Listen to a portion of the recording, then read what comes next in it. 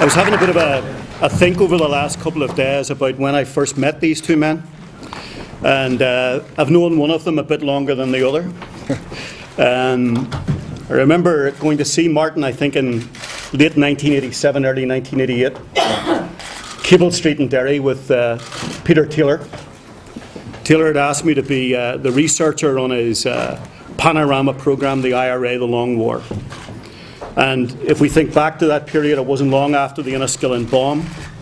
As we moved into 1988, we had the Ballygolly bus bomb, the Lisburn bus bomb, the SAS shootings, the Michael Stone attack on Milltown Cemetery. But we also had the beginning of the SDLP Sinn Féin engagement. And while we didn't see it and didn't understand it at that time, it was the beginning of a move in another direction. But the title of that film, The IRA, The Long War, told us where we were at that stage. I met George many years later, 2005, the year I left the BBC.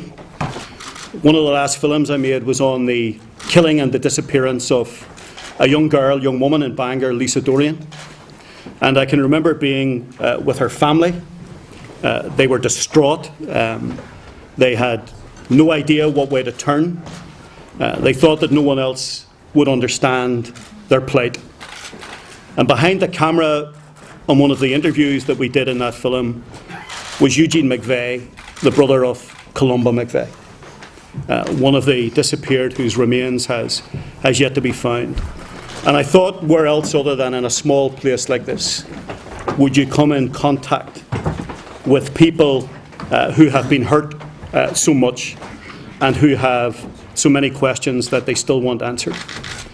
So we don't have far to look in this place for people who've been hurt, and we understand entirely on this top table that we're talking to a room full of people who carry the heavy weight of loss, of bereavement, the additional heavy weight of questions that are unanswered, the sense of cover-up and obstruction. So what we're going to try to do tonight is to work our way through all of that, see where we can take this conversation, what's happening politically in terms of the implementation of the legacy mechanisms agreed last December. If we can get those mechanisms implemented, what will be the policing input into that process on the past. There are obviously questions about the MI5 vault and the military vault, and do the IRA have a vault? But let's open it up to the floor and see where we go. To our left-hand side here, first of all. Well, I would like to direct my question to Mr. Hamilton. It's fine. As he's quoted in the paper today saying we're all challenging us to step out of our comfort zones. It was good to see you in the room next door looking at the quilts, and you met with some of the families, and I listened to you speaking to the families. Before I ask you my question basically is, you might be out of your comfort zone tonight, but I am in my comfort zone, because I'm going to mention my brother, whose name was Paul Armstrong. He was 18 years of age, and he was taken away on the 8th of November 1974, and he was tortured, and he was shot 4 times in the head. Now, RUC detectives visited our house, and assured my late father James that they would leave no stone unturned in searching for the brutal murders of our brother Paul. And since that time, for almost 25 years, my mother's gone, my father's gone, and one of my brothers is also gone. I was at a debate the other night, and it was about uncomfortable conversations, and the girl who was trying to put it in such a way about having uncomfortable conversations around the kitchen table. Well, I hope to live to I'm 90, but there's only 7 of us left now, so who will I have these conversations with? So, Mr. Hamilton, the RUC let our family down, the HCT let our family down. Not only was our brother murdered, what I really want to ask you on a human level, if the RUC had investigated my brother's death at the time, and the HCT maybe had made a better stab at the report, then I wouldn't be in this room today asking a question. And just before I finish, you said a very poignant thing in the room. You said most people's past are their present. For years I've heard politicians, civic leaders, church people telling me to draw a line under the past. I will never forget about the past. I wish that hadn't happened to my brother. I wish the RUC had investigated properly. And I hope, as you've said tonight, that you will do something really more than what they did 40 years ago. Thank you. Okay, Jerry, thanks very much.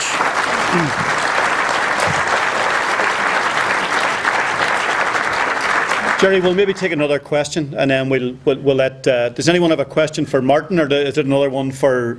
Okay, so Evelyn, if you want to go ahead here on the right-hand side, okay. Jerry, we will come back in a moment, okay. Can you reassure families of collusion and state violence that you are committed to delivering the truth? Can you explain why you are withholding the publication of the Stevens report into the practice of collusion? And 3, do you want to publish the reports? Because if you do, can you explain to us who or what is stopping you from doing it? Okay, Evelyn, thanks very much. There's Jerry's question about had the RUC made a better fist of the investigation, had the HET made a better fist of the report, maybe he wouldn't need to be in this room this evening. And then those questions that are very specific to disclosure and publication of reports. Okay. Well, Jerry, I don't know all the answers to your particular case. It's a tragic story that you've told around the loss of Paul, your brother, in 1974. I'm not going to sit here and try to defend an investigation that I know nothing about. And there have been attempts made over the years through the HET, for example, to try to bring answers to people's questions and some form of closure, if that's ever possible, when such extreme grief occurs. And they haven't been successful, they haven't worked, which is why I collapsed the HET. Quite frankly, it was hold below the waterline in terms of your confidence in it. And if you didn't have confidence in it, why should I? What I can tell you is that, and this sort of relates a bit to Evelyn's question, there will be everything that I can do as leader of the police service will be done to help people get the outcomes that they need, whether that's a criminal justice outcome or truth recovery, just knowing what's happened. Some of the families that I've talked to in the Relatives for Justice exhibition are saying, I don't want to see anybody in a dock. I want to know what time my brother died. I want to know how much he suffered before he died. They just want answers to questions. And of course other people will want a criminal justice outcome, and that's perfectly understandable and acceptable. So Jerry, I don't know the quality of the investigation. What I can promise you is that I'll not be ducking anything. We will go at this in a methodical way, in a professional way, applying as best we can high investigative standards. Now, I also know that while the PSNI, with our own legacy and baggage and all the rest of it, have control over the direction of these investigations, then there will be people, many of you I suspect in this room, who will not have confidence in the impartiality and in the investigation of that. Now I could sit here and argue what mechanisms and safeguards you can put in place to give that independence and impartiality, and talk about accountability mechanisms through the Ombudsman. And It's not going to wash. It's not going to wash. Okay. It's not going to wash. So that's why the Stormont House Agreement is so important. That's why the Historical Investigations Unit needs to have the full powers of a police constable to do investigations, so they'll not become another police force, but within those parameters needs to be able to search, investigate, arrest, question, do whatever needs done to get you the answers. That's why the director of the Historical Investigations Unit needs to become the data owner in legal terms of all of the material, so that I don't need to come here to try to convince a constituency in West Belfast that I'm being open and transparent and non-obstructive. And sorry, I want to try and get as many people in as possible, but in terms of Evelyn's question, is it the director of the HIU who will decide whether Stevens is published or whatever other material is published? Well, I think that question needs to go to the other side of the table, because that's all going to require legislative change. All I'm doing is treading a very fine line between offering a professional policing view and not becoming political. But what I have been crystal clear and upfront and public about, so that there's no ducking or diving around this, with the Prime Minister, the Secretary of State, the Justice Minister, the 5 party leaders, and anybody else that will listen to me, is that I want control of all of the material to move from me to the Director of the HIU, so that these suggestions of being risk averse around redactions, around obstructing, around holding material back, cannot possibly be pointed in my direction. I don't want to hold anything back, but you know what I said in my opening remarks, and maybe there was too many of them to have impact, but I said that the police service operate within the legal framework created by the politicians and spend the money allocated by the politicians. Now, I cannot rewrite the law, and it's a pretty good idea for the cops to operate within the law. So a lot of the issues around redactions, delays and disclosure actually come because of legal processes that we are legally bound to go through. I can promise you, I will not tolerate within my organisation anybody that uses any of that as an excuse to protect any wrongdoing on the part of the RUC or the PSNI or any other individual or organisation. It simply is not going to happen. But I can't pretend that the system is not cumbersome. The Lord Chief Justice himself has said that the coronial system is not working. He's supposed to take over presidency of the coronial courts and has refused to do so, understandably. I'm not being critical, I'll get myself in trouble, the Lord Chief Justice. But he said it's not ready to happen yet because it's too chaotic. We're sitting at the moment, for example, on I think it's 53 coroner's inquests touching upon the death of 70-something people. And the coroner will not even have a meeting with me to discuss how we would schedule those cases. I don't like to use the word prioritisation because it makes it sound like one death's of more value than another. I want to talk about a matrix or a scheduling mechanism for saying, instead of a coroner shouting and the media reporting it about why the police haven't reached a deadline, why don't we sit down and say, right, we're going to deal with these 5 cases.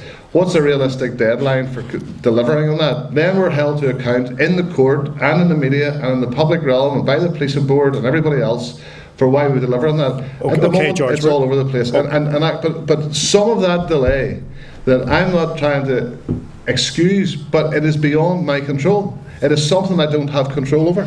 And what you're saying very clearly is you want this, the politicians to get that structure, the Stormont House agreement structure in place ASAP. We'll take Jake Jackson.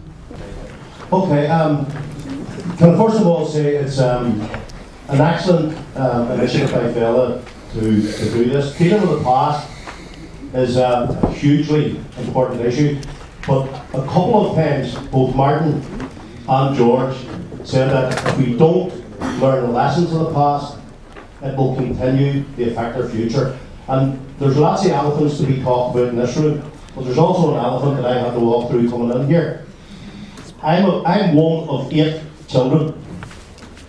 I'm a Republican, I served time in jail, and I had to walk through 6 of my brothers and sisters to get in here who have absolutely no faith in this. And I say that anybody with an ounce of sense looking at our past would know that there is no mileage in armed conflict. Anybody with a half a brain. But the problem is this, it isn't good enough to go back to the mistakes of the past and to call the 100 groups, several hundred of them out there, to call them micro groups. And we have to engage with the elephant outside the room if we're to have any hope of dealing with the elephant outside the room. And that's a challenge for our community. And it's also a challenge for George and his community. Because see, when I seen them pulling a wee lad out of a car on the way to training at Guardamona, who they suspected being a dissident, and they pulled 3 14-year-olds out and threw them again in the car 3 weeks ago. It ain't helpful. Okay. Thanks, Jake. And we will come back on this. Bill, can we take this man on the right-hand side here? John. John, sorry, John. Yes, thanks, Claire. Just to my right-hand side, yeah. Thanks, John. This is a question for George. I just can't take you serious, anything you say this evening. For what you says about the resources for dealing with the past and serious about dealing with the past, it's a myth. For the legacy case in the coroner's court with the Ballincollig families, my name's John Taggart. My father, Danny Taggart, was murdered 10th of August 1971. There was 11 people in since the Bidens murdered by a parachute accident. But the question is, if you're serious about dealing with the past, why was there only one of your staff assigned to the Balmurphy case in the legacy inquest? And we've just got a word this week from our legal representative that one member of staff was taken away and put in another case. But we're talking about the deaths of 11 civilians. And if you're serious about dealing with the past, why are you not designing people to deal with the past and to legacy inquests? Thanks so much. Okay, John, thanks very much. Martin, if you would respond to Jake's point, and one of the points he was making was about the use of language, microgroups, and how offensive that can be, and the need for that Republican conversation to happen within its own community. I did not describe the people who are outside. I don't know how many people are outside. There was about 20 there when I came in tonight. I did not describe them as microgroups. What I have described as microgroups are those people who believe that they have the right to take up arms and to plunge us back to the past. I don't believe that they have the right to do that. I believe that our society needs better than that. And what's more,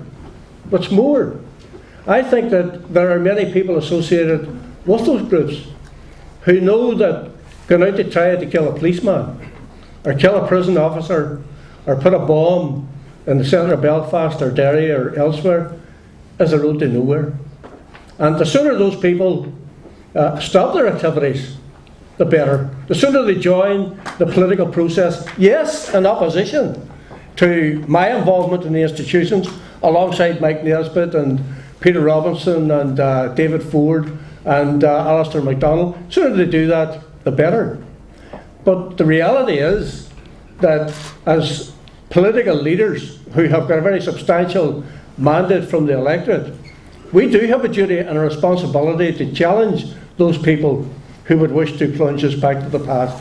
People who are outside People who are outside... Here at the present moment here. Pardon? There's a formal term now at the present moment. Well, anybody say anything about that? We'll come back. I'd say something about it now. I'd say something about it now. The formal term now, and nobody's saying sweet. Well, I'd say something about it now because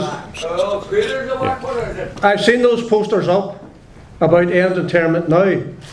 And the people who are putting them up... I'm not saying I agree with them. What I'm saying is there's a formal term now. It went through the 70s, the 60s, right? Or sorry, rephrase that. What was the answer now? If you be quiet, I'll give you your answer. Okay, I'll give you your answer. I've seen those... The formal term now, and you're talking about people getting there. What? I have seen those posters, and I know who put those posters up. And the reality is that over 90% of those people who would wish to plunge us back to the past, whenever they're arrested, go before the court and they plead guilty. And then they put up end interment posters. I was in court on many occasions, and I never pleaded guilty once. Okay, man.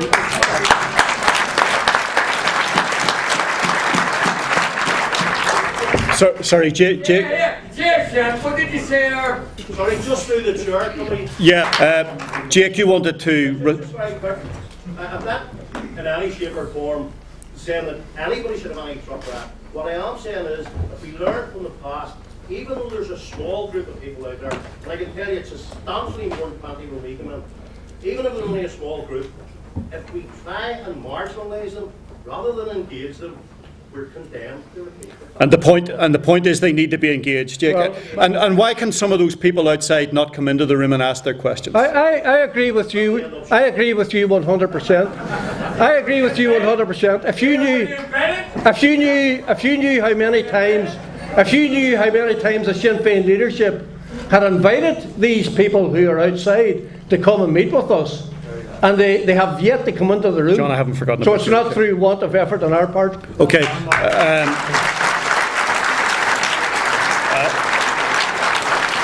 I want an answer to John's question about one officer on the Ballymurphy case and no longer one officer, and that doesn't say much about a commitment to a process that is to deal with the past.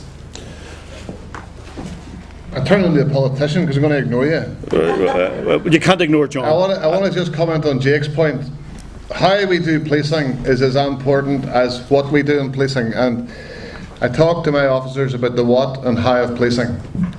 There's a difference between having the power and the legislation to do things like stop a car and search somebody, and how we do it. And that example that you have cited, Jake, concerns me. What I would say is different today than in the past. There's clear accountability mechanisms to deal with that sort of issue, through the Ombudsman, through PCSPs, through the Policing Board. And I've often said that that sort of accountability is good for policing, even if it's uncomfortable for some of us at an individual level. So I embrace that accountability because I think it is part of the new arrangements for policing that's a positive thing. I'm concerned to hear about that anecdote. I take it seriously, but I would encourage people to use the accountability mechanisms to deal with it. Now, Mr. Taggart, I'm sorry that you don't take me seriously. I take you seriously. I'm concerned about what you've said.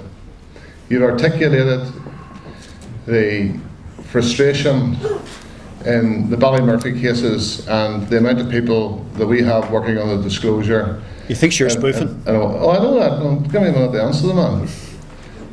I have a problem. I've got a coroner who, because of his understandable at one level belief in complete independence from the police, will not have a conversation with me about how we could sit down together to schedule cases so that it's not chaotic. So even though I've got over 100 people working on legacy cases, they're jumping about all over the place depending on what the last newspaper headline was, depending on what the last public criticism from a coroner was about a timeline not being met. It is chaotic, it's a mess. Although there was no new institution proposed under the Stormont House Agreement, there was a comment that the leaders all signed up to, that there needed to be some mechanism put in place to reinvigorate or to redesign the coronial system so that we wouldn't end up with the backlog of cases and the delay that we have now. That's one point. The second point, and I am not making any excuses about this because it's actually a political decision. The politics are such that they dictate how much money and what resource I get. They then hold me to account for how I use it. Now, when I go to the policing board, I'm getting valid questions about why I'm shrinking the number of neighbourhood policing teams from 84 to 36. I'm doing that because there's an a £40 million hole in the budget for this year that we're in, and because of the lack of political consensus and progress around the June monitoring round and all the rest of it and all the stuff that's above my pay grade, we're likely to have in-year cuts of somewhere between 2.5% and 6.5%. That's somewhere between 16 and another £35 million coming out. Let me tell you what £40 million feels like. It's 800 less police officers to police this place. That's what we're talking about. So whilst in many ways I share your frustration, there are restrictions been placed upon me that I've got no option but to make difficult, horrible decisions that are going to cause delay. So does nothing change until there's a HIU?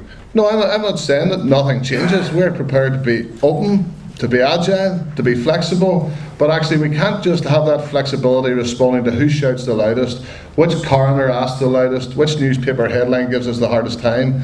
It's bigger than that. Another issue, frankly, that this audience needs to hear about is that we had until the 31st of December over 300 temporary workers in the police service of Northern Ireland. about 280 of those were former police officers who had taken patent severance, who had taken retirement packages and all the rest of it, and were re-engaged because of their skill set to supplement a gap in police numbers. You're not going to get any sympathy for that in this audience. Well, what I'm saying is they went on the 31st of December. They were providing a function, a lot of it in legacy work, that people did not have confidence in. Now, those people left the organisation, largely because of budgetary considerations, I have to say. But actually, there was no confidence, or a lack of confidence in many quarters around those temporary workers. And by the way, I got nothing personally against ex or retired police officers. I would like to be one myself one day. But that's not the point. The point is that we can't have it every way. We can't have no temporary workers. We can't have up to 60 million out of the police budget. We can't have a commitment to continue to deliver a good service today with a reduction of neighbourhood policing teams from 86 down to 34, and run around and give the same commitment to every case that we would like to on the legacy issues. I'm caught between a rock and a hard place. Don't expect your sympathy, but you've asked for an explanation, and I think it's my duty to give it. Well, sorry, I'll come to you in a moment. John wants to respond to that. I've got Seamus Finucane here. We'll hear from you as well. And we've got a couple of hands up at the back and to my left and here in the middle. Mark, I forgot about you, but we'll hear from you before we finish. Okay? John, sorry. Sorry, that doesn't wise. No, I mean, it doesn't mean anything to people like ourselves. There's 11 and civilians. There's been no police involvement right from day one up until now. There's never been any police involvement in investigation. And for one through the coroner's court, whereas one member of staff, we're not talking about a frontline policeman from Fladell or anywhere they got there. We're not talking about one. We're talking about a member of staff. And the only work that he had to do was get ready statements and redacting statements. That's all he had to do, and that was taken away. It doesn't rise at one member of staff. For to be allocated one in the first place to 11 deaths by the sergeant. The one was the insult, isn't that what you're saying? Yeah. John, can I suggest that maybe at the end of this, you and George have a minute together, if that's okay? I want to get as many people in as I possibly can. You go ahead, Bill, and... This is a direct question to the Chief Constable. How can you restore public confidence in the new HIU and maintain openness, transparency, accountability and independence if it is being led and staffed by former RUC and special branch officers? We'll take a few more before we will get an answer to that, but I'm going to try and bring a few more people in here. Bill, can we maybe go over to the left-hand side, and then if you could find your way round to our left-hand side, and there's a woman here with her hand up as well. Mark, I won't forget about you. Okay, and we've got Seamus here as well. My concern is that due to the lack of transparency in the activities of MI5, I don't think the truth will ever come out. That was demonstrated during the Bloody Sunday inquiry, where 2 MI5 officers were interviewed and bluntly refused to answer questions, and that was allowed by the tribunal. Can the Chief Constable assure the people in the room that the impact of that can be negated somehow? Okay, thanks very much.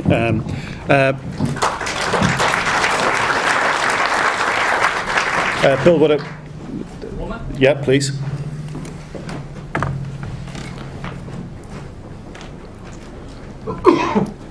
My name is Anya Poland. Hi, Anya. I have a question directed mostly at Mr. McGuinness. Okay. I just wonder how he can sit up there asking all of us to move on, as has Mr. Hamilton, while we have elected representatives in Stormont who advocate sending our children to separate schools for education, who advocate communities living with a wall between them, and happy enough to work alongside politicians who on a regular basis tease and disrespect one another while patting each other on the back behind closed doors. Okay, Anya, we'll get answers to that, and we'll get an answer from Moylan Martin to that one. If you could go to Mark Thompson and then to Seamus, and then we'll take those 5 and then we'll come back for some more. The sense of it is, you see, there's been a lot of talk about money and a lot of talk about the cost of living in the past, and this is a huge implication. And in a sense, for families, and John's illustrated this and some of the other families, and they go to the courts. And let me crystallise it like this, because we have had significant change in this society. I had a brother killed in the British Army, and a cousin who was a Republican activist who was also killed, like the agents of the state. And if my mum and my aunt go out for a meal, or go somewhere and a bag is stolen or a car is stolen, there's a transformation, by and large, of the response by police officers. It's courteous, it's professional, it's a marked change to the RUC. There's nobody going to contest that, in my view. The problem is, the same two women go out to find out what happened to their sons. There's no change. It's unchanged. It's unreconstructed. And there is a cabal of officers within the police that are working to thwart and delay and prevent these issues from being dealt with.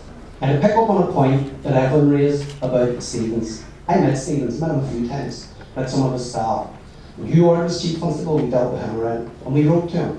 And we asked him to publish the Stevens report, because it is the domain not of the Secretary of State or anyone else, of the Chief Constable, legally, to publish it. It's nobody else's. And he wrote back and he says, because there's an outstanding prosecution with the PPS, we knew that would be the response, but we wanted it in mind. And then, in June 2007, the PPS wrote the other families and said they're not proceeding with prosecutions. Despite the fact that Lord recently said that some of the people that he did work on the scene should have been prosecuted, but the barriers removed. So in terms of doing something that builds confidence and moves us forward and shows good faith, you could publish the Stevens report, redact the names, do all the Article 2 and Article 8 redactions that need to be done, but publish the modus operandi of the report.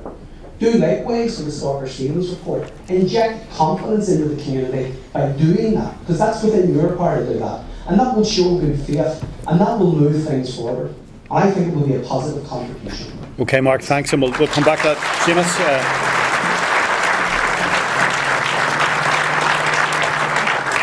We'll come back in a moment, yeah. We'll come back to you in a moment when we get this question here from Seamus Finnegan, please. I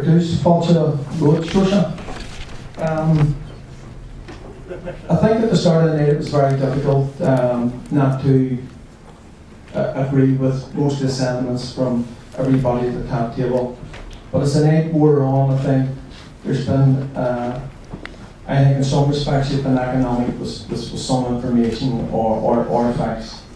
That even in terms of resources and finance, when they were available, the police did obstruct, and there was no goodwill or political will to deliver truth on behalf of families who have lost loved ones at the hands of the state. Also, I think there is an onus on you to clarify your responsibility around those reports that Mark spoke about there, because they would restore confidence, but also deal with the issues of covert policing, intelligence gathering, and also the role of the MI5 within the North. The other matter is that you need to remind the British government that they are the signatory to the to the European Convention on Human Rights, not the 5 political parties. So Commissioner Muciniak said last year that they cannot derogate from their responsibilities, and that it is their responsibilities to deal with the issues relating to the past, and it's up to them to find the finance to do so. Also, you may be the nicest guy in the world, but I'm not convinced that you're not constrained by the politics of Westminster in terms of how you go forward in dealing with the past. Because national security is a reserve policing matter, and it's not devolved to the Assembly institutions. So that there needs to be addressed, and that's where I'm talking about honestly, and not being economic or hiding behind issues like that there. But like most of the families here, none of us have experienced goodwill from any British politician or unionist politicians for that matter in our attempts to go to court or to have meetings to have the truth disclosed to those who lost loved ones at the hands of the state. So, you do have a big responsibility in your office, and I think it will go some way to addressing confidence and trust in the present and current policing arrangements. Okay, thanks, Seamus. We're going to get some. Robert, I will come back to you. I'm going to get some answers to these questions first of all, and then I'm going to take another set of questions and answers, and then, depending on what time we've got left, we'll get some closing comments. So the questions are about HIU and confidence in it, and will it be any different from HET? It's about MI5 transparency and accountability, and will they cooperate within the process? It's about little confidence in politicians on the Hill with divided communities and segregated communities and education. And it's about publishing Stevens and Stalker and proving your mettle and proving your worth and proving that you're not being shackled by political masters. But we'll let Martin answer the political question. Mike, would like you to maybe say something about the political question as well. It's more than a one-party show. Maybe Harold, you'd like to say something about shared education. And then we'll take George's answers to those questions about HIU, Stevens, Samson Stalker, and so on and so forth. Well, just to deal with the comments that were made by Anya, yeah, in relation to the responsibility of politicians. Obviously, the whole issue of educating our children together is a very important issue, and it's one that I am very much in favour of. The reality is that there has been a legacy of education that has been handed down to the politicians in terms of the different education systems that were in existence since the foundation of the state. And there's a very strong view within the Catholic community that if it wasn't for the Catholic Church, that the Catholic children wouldn't have been educated to the degree that they have been over the course of that period. Whenever the institutions were established, and whenever the further dynamic mandate of the DUP and Sinn Féin coming into government together 7-8 years ago, Peter Robinson and I said on a number of occasions, if we had a blank sheet of paper and we were starting off with an education system, it would be a fully integrated education system. The reality is that we have the education system that has been bestowed to us, and powerful forces are involved in that. For us to bring about the sort of change that I think you expect and rightly expect, I think has to be done in an incremental way. That's why we have the shared education projects that we're presently pursuing. We have this very important pilot scheme at Lissanelli Barracks in Omagh, where 6 schools from different denominations will come together on the one site to take advantages of shared education. And that's a multi-million-pound project, and it's one that's supported in the Omagh area by all of the key sectors of education. As well as that, there are other projects in different parts of the north. But this has to be done by agreement between the different stakeholders within education. And there isn't any other way around it. There's no quick fix to that solution. The whole issue of building a united community, which is a key project of the Assembly and the Executive moving forward. I work on the basis that the best leadership that can be given to people in terms of how things have changed must come from both the people, but also from the leadership given by politicians. And as I said earlier in this contribution, that I've been involved in quite a number of initiatives which are about reaching out the hand of friendship, and I have been praised for it, and I have been criticised for it. But I make no apology to anybody but Anya's for doing point, what I did. Anya's point is the teasing and taunting that goes on at Stormont, and the not setting of example. I think, Anya, is your point, isn't that right? Yeah, well, the reality is at Stormont, folks, is that all of the Sinn Féin MLAs have been under instruction from the very beginning to behave in a civilised, courteous way with our unionist colleagues. And all of our MLAs do that.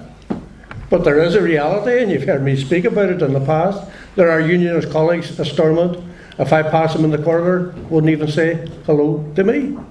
So it takes two to tango. And if leadership is to be given, it has to be given by everybody. Mike Nesbitt isn't in that category, but I think you know the people that I'm speaking about. And if we are to move forward, it requires positive leadership from everybody, with everybody reaching out the hand of friendship. As I said, I met with Queen Elizabeth on 3 occasions. I did so because that was an opportunity for me to reach out the hand of friendship to the Unionist people of the North. But it also occurred to me during the course of those engagements that I was dealing with someone who had all sorts of reasons not to meet me because of what happened to their granduncle. I had many reasons not to meet with her because of what happened on the streets of Derry on Bloody Sunday. But I recognised that I was dealing with someone who wanted to contribute to the ongoing success of the peace process. Now, some critics or some Republicans have said to me, and these are people who support the peace process, you're doing too much. You're doing everything, but nothing's coming from the other side. And as I said earlier, that's not an argument for me not to do it. That's an argument for us, all of us, to engage in an honest and genuine way to try and move the process forward. It's happening too slowly. The walls, I would love to see the walls come down tomorrow morning. But the people who will take down the walls in Belfast are the people of Belfast. So it needs to be a combined effort by the people, but also better leadership given by all the politicians. Okay. I'm told that we've got to wrap this up in about 10 minutes. So, George, I want very quick answers to why should people be confident in the HIU? What is the prospect of you, before there is a HIU, publishing Stevens and Stalker Sampson? I'm going to take a question from the back of the floor. Robert, I think, is down there. Robert Clement, yeah, that's him waving, yeah. I'm going to ask Nigel Grimshaw for a question from the police family. And a lot of tonight's question is about what is and what can the police deliver to a process on the past. We have a room stuffed with Republicans here, and there will be people outside the room wanting to know what the IRA will contribute to a process in the past, and I want that question answered before we leave. So, George, if you could very quickly, in a few sentences. I'll rattle through those questions, right? The HET shortcomings identified in the work of Patricia Lundy and validated, if it did need validation, or reinforced by the work of HMIC, is the reason why I collapsed the HET. There's, you know, the proof of the pudding here is the HET is gone in terms of confidence, not just within republicanism, but actually with some police families, within some loyalist groups. It was holed below the waterline, and we got rid of it. The HIU, in terms of the leadership, the governance, the staff makeup, speak to McGuinness, Nesbitt, Robinson, Ford, et al., because it's got nothing to do with me, it's their problem. In terms of the lack of transparency around MI5 and the challenge that came around the role of some MI5 people and their lack of engagement with the Bloody Sunday inquiry, look, I'm not going to defend the indefensible, as said in my opening comments.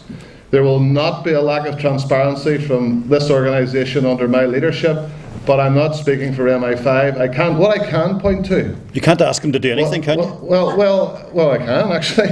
Well, can you? What can you ask them to do? Well, I can ask them to develop intelligence and all that sort of thing. But, in terms of handing over information from the past... No, that's what I'm saying. I'm going to deal with what I can deal with. I'm not saying that it's not important that they shouldn't be transparent or that there shouldn't be disclosure from them, but don't blame me for the lack of it. That has to do with political discussions and with those who operate outside of policing to negotiate. What I would point to is that the St Andrews Agreement came up with an Annex E, negotiated by Martin and Jerry, who's gone away, you know. He was over there somewhere.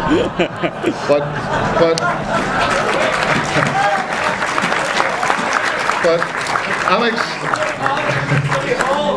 Annex E. Okay. Annex E of the St Andrews Agreement was to set out the principles that had to do with the involvement of MI5 working in this jurisdiction. So that's beyond my remit, and it's a political issue. Mark Thompson raised a challenge around publishing the Stevens report and Stalker Sampson reports and all the rest of it. And Seamus was saying, I think he agrees with that as well. Yeah. Yes, absolutely. Okay, I'm going to look at that. and I'm going to either publish or explain. I don't know the answer to the question. I suppose I'm still pulling the card if I'm only new to this job. It only lasts for so long. You'll get another But week at that. It's a valid challenge, Mark. You were generous enough to talk about the practical need for potentially redactions and all the rest of it. So we will look at that, and I will come back to you on that. Seamus, your question concerned me a wee bit, because it's almost framed as if I'm a representative of either unionism or the British government. And you know what? I'm neither. I'm the Chief Constable of the PSNI. I'm accountable to a policing board. It's got 4 Sinn Féin members on it, an SDLP member, it's representative. They selected me, they recruited me, they hold me to account, and I'm not answerable to the Secretary of State, I'm not answerable to the British government. So I have the challenge back a wee bit on that. There are issues around what's called national security. It's an ill-defined term. I will always make decisions on that based on community impact and community confidence. It's my job to grow confidence in policing in the new arrangements, and I'm going to do that, and I'm not going to be fettered by Prime Ministers, Secretaries of State or anybody else. My accountability body is the policing board, and I'm very happy that it rests there, even if it's uncomfortable at times. The proof will be in the pudding. Absolutely. Right, okay. Let me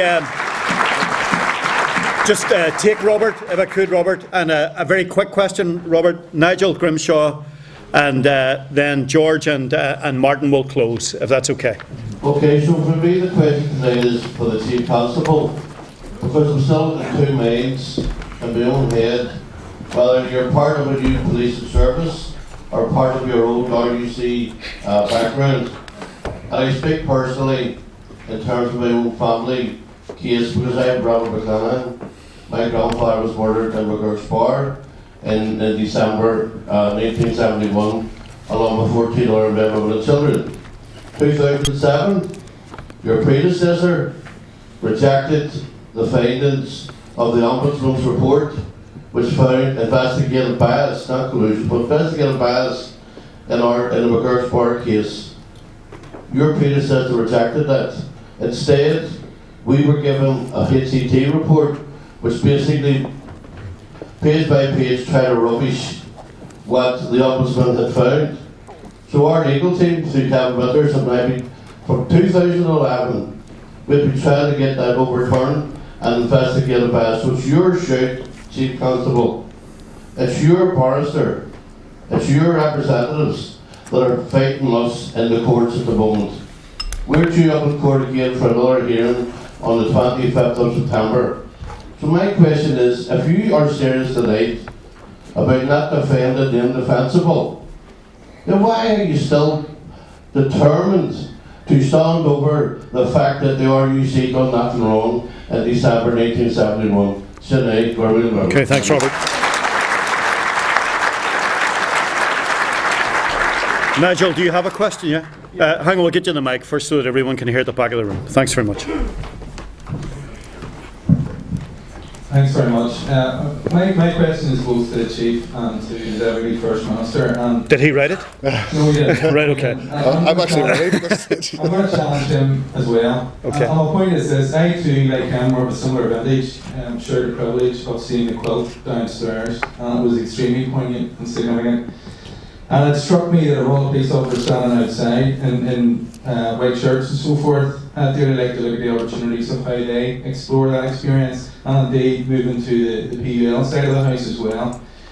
And it strikes me, and I understand I'm glad I'm not answering the detailed questions about the procedural issues, the legal issues and all the rest of it, and I understand the significance of what's been shared here tonight. But I drove up here with an officer who's 10 years service, who's stationed in West Belfast. 5 years, at least, after joining PSNI, well after free trade agreement and all that stuff. And his words, which he volunteered to me, he wasn't asked a question. I asked him whereabouts the station. He says, Woodburn. He says, I absolutely love it. And the enthusiasm, and he was talking about the diversity and different things that you get to deal with every day. How do we ensure, taking what we saw in terms of the poignancy downstairs, and I share the Chief's view of the importance of the policing story and all this. And as we look forward to a year of centenaries, How do we capture and build the bridges from that into next year and beyond? With a real personal and vested interest in this, so I ensure that the officers working for me in Belfast, in that sort of frame of mind, do not lose all that. Because we have to try and make sense of this all for them as well. And I believe that is a job for us as senior police, politicians and community. We all need to help articulate so our policing service for the future does not lose the learning from the past. Okay, thanks very much, Nigel.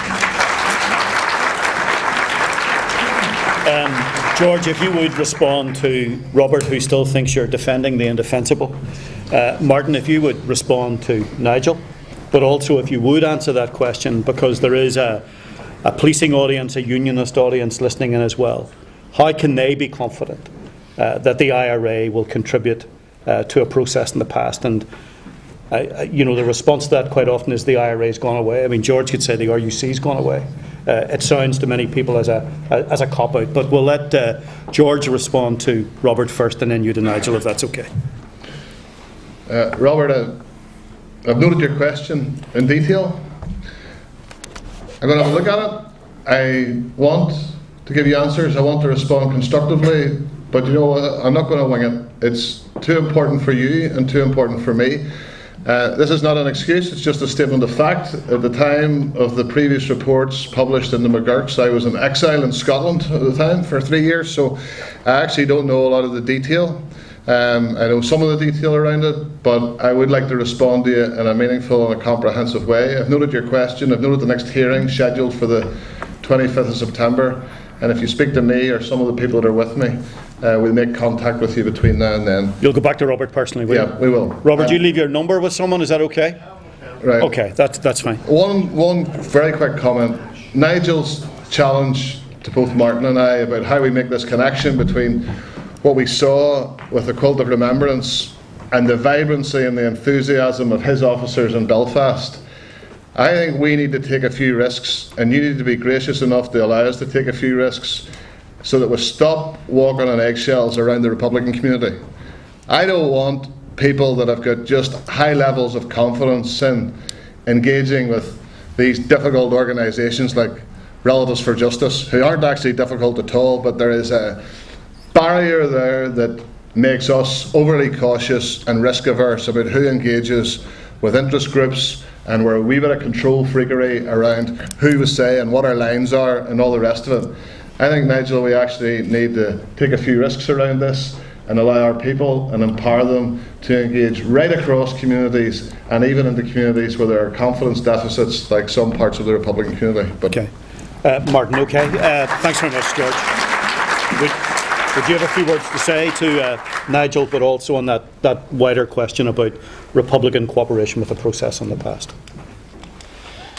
Well, I mean, one of the lessons that I have learned about the success of where we've come to from a place of very vicious conflict to where we are now was that only happened because people had to make judgments as to whether or not the people they were dealing with were serious about peace, serious about bringing an end to the conflict. And lucky for us, in that orbit around the Good Friday Agreement, we were dealing with people in governments and in political parties who showed themselves to be serious about peace. It's the same thing when it comes to people who were mortal enemies vis-a-vis Republicans and the RUC. If we believe that things have changed, if we believe that people are on a journey, if as a result of the engagement tonight, people believe that George is sincere about doing a good job and delivering for everybody within society, including what is undoubtedly going to be the biggest issue and the biggest story that we have seen, as collusion be laid bare before everybody. The challenge then is how we deal with that. How do we as Republicans deal with that? But just as importantly, how does a British government that has spent decades trying to prevent that story coming out deal with that? And then it comes down to the requirements of those people who have been affected by the collusion that took place. So, I mean, what we need to do is we need to show respect to each other if we believe we're sincere. I believe George is sincere, and I believe that he believes that I'm sincere. What do? I meet the Queen. I do it, my house is attacked. And then I meet her again. And then my house is attacked again. And then I meet her again. And it'll probably be attacked now because I've met George. That's understandable. But I'm not going to stop.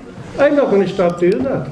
I'm not going to stop encouraging Mitchell McLaughlin, as he did do, and the Mayor of Derry, Alicia McKagan, taking up the invitation to go to the Mazines commemoration for the First World War at the War Memorial in the Diamond, which they did do a couple of weeks ago.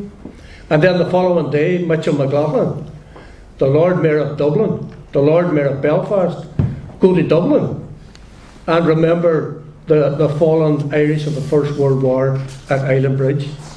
So, reaching out is what we do in Sinn Féin.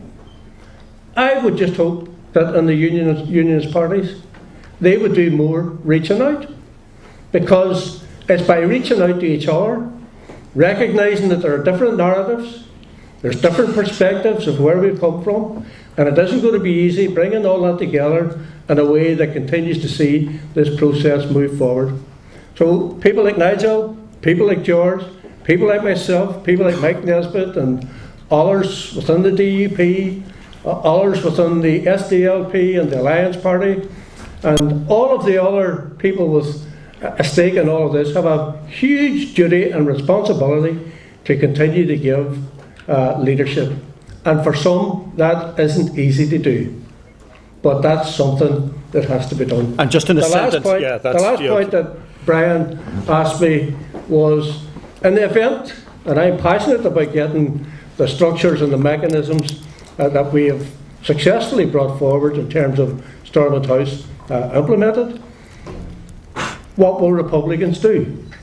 Well, I think Republicans have to do everything in their power to ensure that if a victim comes forward seeking information about what happened to their loved one, that they contribute to that.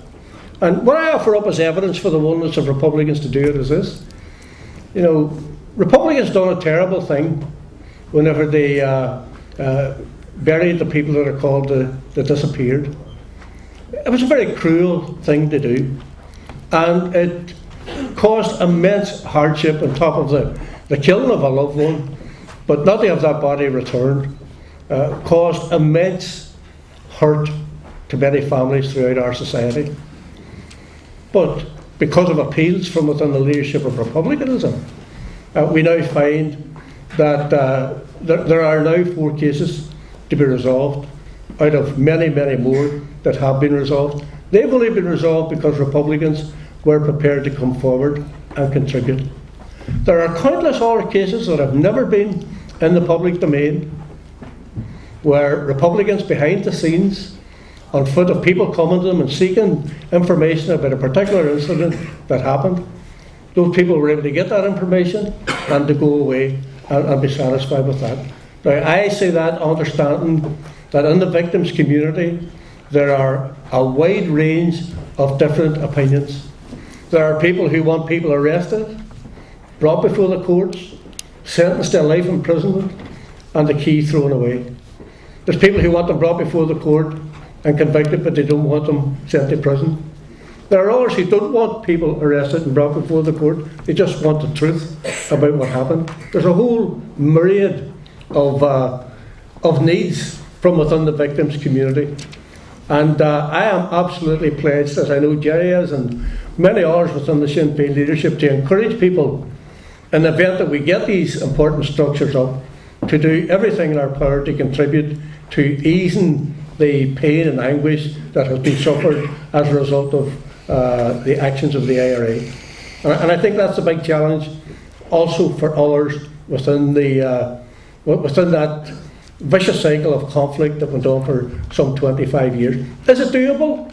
I believe it is. Will everybody be satisfied? No, they won't. But we can go a long way towards satisfying the needs of an immense amount of people who suffered as a result of this conflict. And vital to that is the implementation of the Stormont House Agreement. Okay, thanks, Martin.